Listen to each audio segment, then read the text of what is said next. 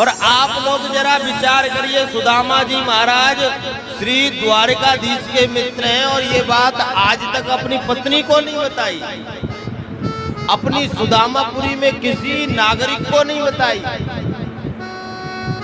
ये सबसे बड़ी संतुष्टि है श्री सुदामा जी महाराज।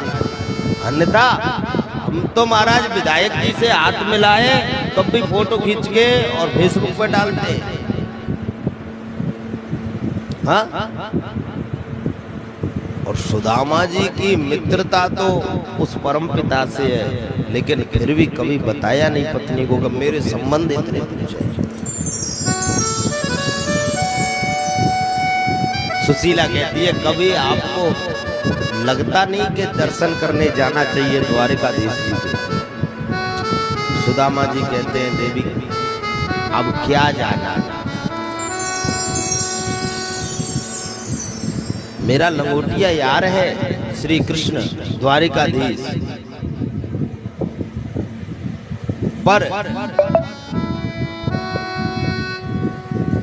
मैं अगर जाऊंगा और उससे अपनी गरीबी रोऊंगा, उससे कुछ मांगने की भावना से जाऊं तो देवी मैं तो नहीं जाऊंगा, कभी नहीं जाऊंगा।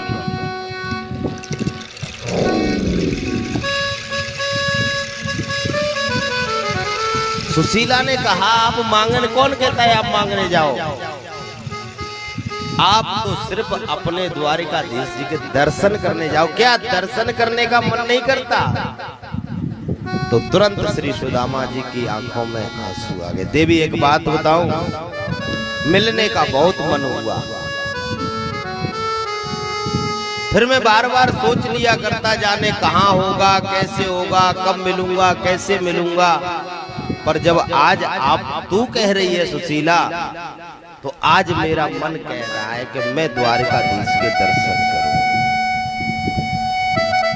और वैसे ही संतों ने कहा एक बात, अयम ही परमो लाभो उत्तम श्लोक दर्शनम।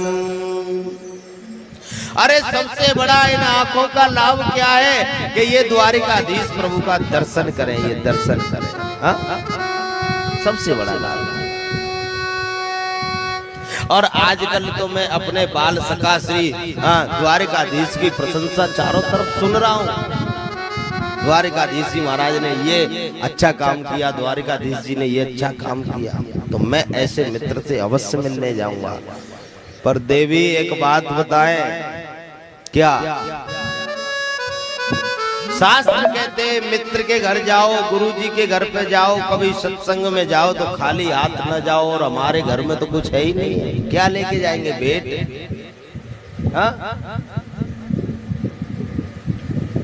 अपने मित्र को देने के लिए कुछ नहीं है। सुशीला ने कहा स्वामी आप उसकी चिंता न करो, वो मैं प्रबंध कर दूंगा, मैं वो व्यवस्था कर दूंगा। अच्छा? बोले हाँ, कल आप जाने की तैयारी करो और कल तक मैं आपको आपके मित्र से मिलने जब जाओगे तो भेंट की व्यवस्था मेरी तरफ से है कि आपको क्या लेके जाना है। और सुशीला गई अपने ही पड़ोस में, अपने ही गांव से 4 घरों से 4 मुट्ठी चावल मांग करके लाई महाराज। तो ध्यान देना,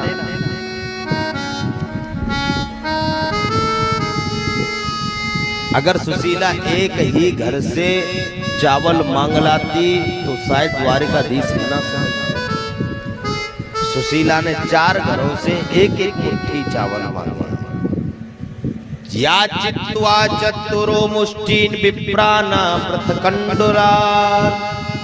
क्यों? क्योंकि 4 घर से चावल मांगे हैं, प्रत्येक घर के अलग अलग चावल है।